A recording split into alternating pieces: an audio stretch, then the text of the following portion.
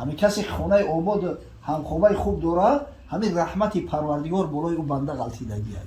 ҳамин ҷаннати мард дар ҳамин дунё зани хубай. қисса кунем атрофи ҳам зани солиҳаву ҳам ба мавлуд робита дора иншоаллоҳ. ба марди худо қасди бизнес мекунад ва як рафиқи хуб доштааст, як ҷавони хело инсони хуби ҷавонмард. наздаш мерава ки бародар 1000 дирҳам қарзам бите, ман бизнес кунам. барои бизнес ҳар кардан первишти капитал дар корай ко то шаба гаштам ягон ҷо пул ёфта натунистам қарз. ва занаш гуфт дилмонда нашав, худо бузургай, аз худо талаб мекунем. ҳазрат саллаллоҳу алайҳи ва саллам мега ад-дунё матоъ ва хайру матоъиҳа ал-маръату солиҳа. дунё ба ҳайси матоъ аст. дунё ё хӯрданӣ аст, ё пӯшиданӣ аст, ё нӯшиданӣ аст, ё савор шуданӣ аст, ё бӯиданӣ аст. ҳамин беҳтарин неъмати дунё бешаку шубҳа занай. зани хубу фармонбари порсо кунад марди дарвешро подшо. бирав 5 навбат бизан бар дарат, чӣ ёри мувофиқ буд дар барат. ҳамин худои таоло агар ёру рафиқи мувофиқа дод, зани солиҳа дод, 5 навбат барам сажда кун дар пеши парвардигор, шукргузории неъмати худоро ба ҷо биёр ки аз ин дигар неъмат бузургтар намешавад. киро хона ободу ҳамхона дӯст, худоро ба раҳмат назар сӯи ӯст. ҳамин касе хонаи ободу ҳамхобаи хуб дора, ҳамин раҳмати парвардигор болои ӯ банда ғалтидагиай. ҳақиқатан ҳамин ҷаннати мард дар ҳамин дунё зани хубай. ҳама рӯз агар ғамхӯрӣ ғам мадор, чӣ шаб ғамгусорат бовад дар канор. субҳаналлоҳ. ҳатто моҳи мавлуди набавиай як қисса кунем атрофи ҳам зани солиҳаву ҳам ба мавлуд робита дора иншоаллоҳ. ба иншоаллоҳ ҳазратҳо ҳастанд ва ишори қори ҳамиҷа ҳастай, бо ягон чизам замон мекунам. як марди худо қасди бизнес мекунад ва як рафиқи хуб доштааст, як ҷавони хело инсони хуби ҷавонмард. наздаш мерава ки бародар 1000 дирҳам қарзам бите, ман бизнес кунам. барои бизнес ҳар кардан первишти капитал дар корай ко охир. ва ин мега ки ту малака надорӣ, ту имконият надорӣ. нашава ки ҳамин ба ҳамин ҳамин пули гирифтагӣ дӯстӣ мо ба душманӣ мо бадал шава, ба ҳамдигар намтарид баъд дигар дар оянда омад рафт мо хат шава. немега там таъриха муайян кам, вақти гуфтагӣ да ман меёрам пула метавонам. ӯ рафиқшам мега ки қабул. ин як сол баъд қарзи ҳасанат метавонад гирам. ҳамин як сол баъд дар ҳамин таърих ҳамин рӯз меёриш. инам мегирам мерава, ҳамин яду одам меги ба ҳамин кор таҳрикш кардан. хуна сӯхтҳо мегиранд, пула ки ғайб мезананд, ина меоянд, пага меоянд. ина корое ки ҳозир дар ҳамин пеши чашми мо мекунад, ҳар рӯзу ҳар соат гум мешаванд ба ҳамун пул. дигар ин места бечора дигар на мол меоранд, на пула баргаду намеоранд. вақти маҳлат буд чӣ неста, баъд маҷбур мешавад бечора қарзхоҳӣ меравад ки пеши ҳамун рафиқамда хиҷолат зада нашавад ки 1000 дирҳам ки қарзат бета. ҳар қадар ки мегарда намеёбад. баъд ҳамин шаб шидаст ки пага бояд қарзи ӯ мардака бита. хона меягардана кишканҷ. ҳамун занаш бисёр зани солиҳа будааст. дид гуфт мардакҷон, гуфт чӣ ғам дорӣ, чӣ мусибат аст? гуфт зана гирам пага пули мардака ман набарам натам, ҳамин қад дӯст дорам. инам дӯстиву робитам ба ирам қат мешавад. ҳайрон шидам ки чӣ кор кунам. инами то шаба гаштам ягон ҷо пул ёфта натунистам қарз. ва занаш гуфт дилмонда нашав, худо бузургай, аз худо талаб мекунем. намози хуфтан ахондани қазикр кардан ба зана гуфт ки биё мардак ҳамеша хоб накунем. 1000 салавот ба пайғамбар саллаллоҳу алайҳи ва саллам ту мефиристӣ, 1000 салавоти дига ман мефиристам. худо бузургай. худованд мега ҳар касе ба ҳабиби ман як салавот мефиристам, ман бар ӯ 10 салавот мефиристам. иншоаллоҳ яқин дорам ки ҳамин раҳмати парвардигор дар хонадон нозил мешавад. баъд кас шуруъ мекунам ба салавот гуфтан. ҳамин қариб 1000 мешавад.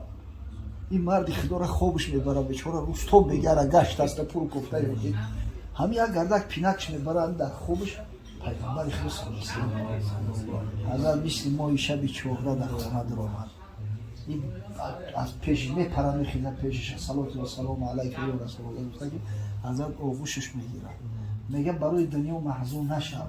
ин дунё кирои ҳузну ғаму андӯҳа надорад. марди оқил غم آخرت چه باید بخورد؟ غم خور کام به شادی های بی اندازه انجامد. مقصد غمی را بخور که شادی های بی اندازه در پیش دارد. چه نادانان مشو دنبال آن شادی که غم بخشد.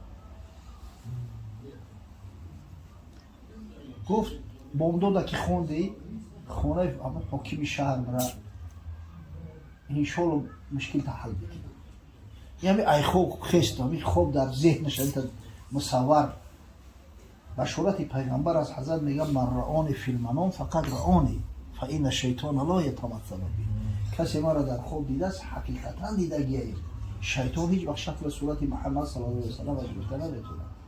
میره و نمازی بامداد همی خونه و بعد همی دیده ای خدا در پیش حاکم شیم بگم پیغمبر فرستاده است. این قبول میکرده باشم باور میکرده باشم تا بیچاره دیده میویا دهانی قصر بود دربان داره کو در همین فکر متوت میویا که حاکم در هم دهانی در استود است این چیزا باشه. این همه بینن آغوشش میگیرن گریه میکنن خدا برکتت بکن تبرک در میگن. این به شرافت ایتا حضرت رسول الله صلی الله علیه و سلم خوب میگه میگه حضرت گفت که فلان آدم نزد میآید آدم خوبه ناامیدش نه که قرض داره حضرت میگه. بعد 1000 درم در پیش میمونه که ایرا بر قرض تا پرداخت کنه 1000 درم دیگه از خودش میده که ایرا هدیه ای ایرا بر نزدیک سر.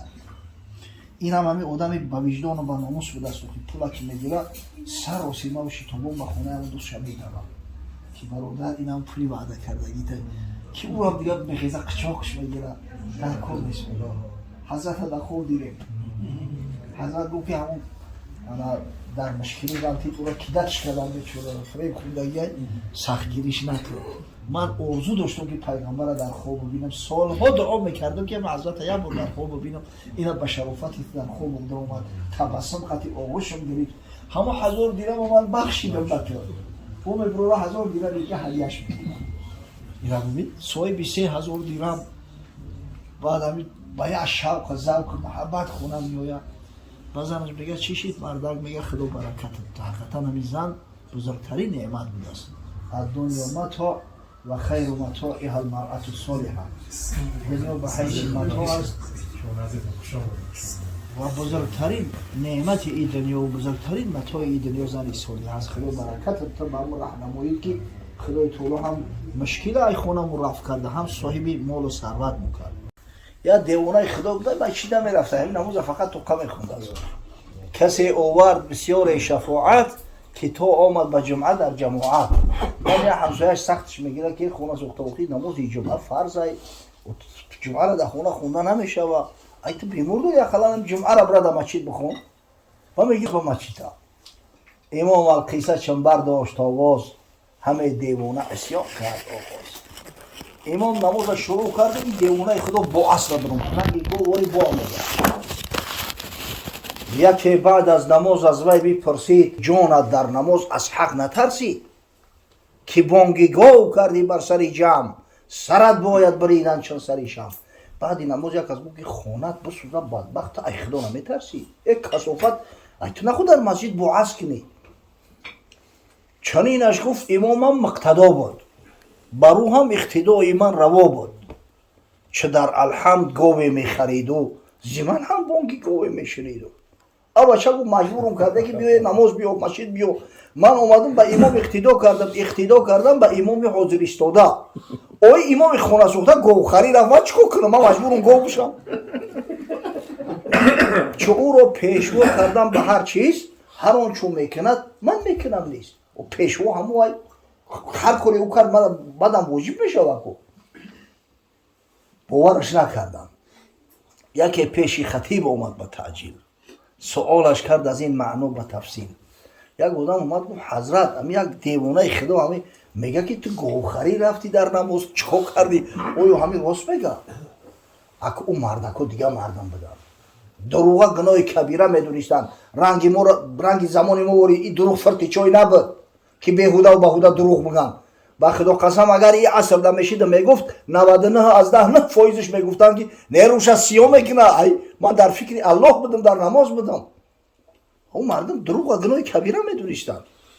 خطیبش گفت چون تکبیر بستم ده ملک از جای دوردستم، چه در الحمد خواندن کردم آغاز، به خاطر اندر آمد گاوی ده باز. حقیقتا گفتم همین سوره فاتحه را شروع کرده بودم که یک قشلاق ده گاوی خوب دیده بودم، هم گاو پیش نظرم اومدم، ندارم گاوی بخریدم، نقشه کشیدم که زمین نماز خلاص شود ایم قشلاق میرم یک گاوی شیرته میخرم که از پس بانگی گاوی رو شنیدم که خفا با اصل که خونه سوخته که جمعه رای با خفات اختیدام کردن دیگه خفا بفهمن مردم. هر کس جرأت نمیکرد دیگه پیش بدره نماز بخونه. اومیخته بد شدیم. اما به هر وجه صورت پیش نماز دعا کنه. اللهم اینی اعوذ بک من تفریقة القلب. خدایا به تو پناه میبرم از تفریقه قلبی. اللهم اینی اعوذ بک من فتنة الشیطان. خدایا من به تو از فتنه شیطان پناه میبرم. همین صدقاً حقیقتا حشیات هست میروه، اما هر وقتی رفت با جمعگیرش کوخی بگردم بیارش. هستن آدمای یوشای میگه همین دایم گم میکنم، سیم رکعت دایم، چهارم رکعت دایم، دقیقا اومدم نمی 4 رکعت نماز. در وقتی اینقدر خواص پریشان های پشت به سرت نمیگیری، وای به حالت که چی میشه با عاقبتی کار. خداوند بزرگ به گفته ها عمل کردن نصیبمون بگردان. الحمدلله در محفل خیر شرکت داریم. رسول الله صلی الله علیه و سلم از بس که در ماه مولود نبوی به دنیا اومده بود، نام فرزند محمد موندگیان.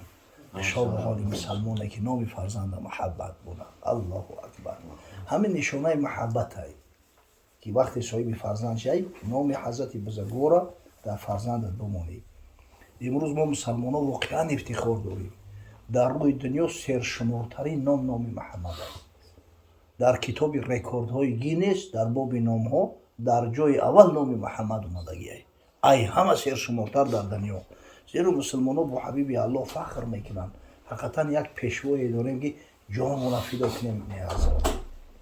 حقیقتا خدای تعالی یک منتی بزرگی را در جان گذاشته است توسط حبیبش محمد صلی الله علیه و سلم. لقد من الله على المؤمنین اذ بعث فیهم رسولا من انفسهم یتلو علیهم آیاته و یزکیهم و یعلمهم الکتاب والحکمه و ان كانوا من قبل لفی ضلال مبین. بیشک الله ذوالجلال در جان مؤمنان یک منت بزرگی را گذاشته است. برای مؤمنان یک نعمت بزرگی را در شخصیت پیامبر صلی الله علیه و سلم هدیه کرده است. الگوی ما است، تعلیم داد، از بت پرستی ما را صمد پرست کرد، از راه بیروها نجات داد، موحد یکتا پرست شدیم. امروز مسلمان وقتی میبینه که کریتسوی که تمام دنیا را مال و متاعش و علاقه گرفته است، حتی در ساحه همین ماشین سازی را قریب که به ژاپن و به گرمانیا نزدیک شدیان، در پیش یک بت سجده میکنن. برای ما را خنده آوره. باور کنید اگر نصیحت حضرت نمیشید، اگر توصیه های حضرت نمیشید، اگر تعلیم حضرت نمیشید، شاید حال ما از اونها بدتر میشید. گر نبودی کوشش احمد تو هم میپرستیدی چه اجدادت صنم. سعی تلاشش نمیشید، خدا میدونه ما چی بدیم. اما از بس که همین مفت به دست ما و شما آمده است، ما و شما به یگان مهنت و مشقت دین صاحب شدیم. ای پدر و مادر مسلمان تولد شدگیم، در جامعه اسلامی زندگی میکنیم، مشکل نداره. آخی هم چشممون رو باز کردیم، مسلمان دیدیم، اسلام دیدیم، و هم خاطر اونقدر به قدرش نمیرسیم. و ایلو اگر محنت میکردیم، به محنت و مشقت به تحقیق اگر اینا می آموختیم و خدمت میکردیم، امروز جانمون فداش میکردیم. ای سبحان الله. قدر دین از بهر آن نشناختی، کس پدر میراث مفتش یافتی. مردی میراثی چی داند قدر مال، رستم جان کند مجان یافت زال.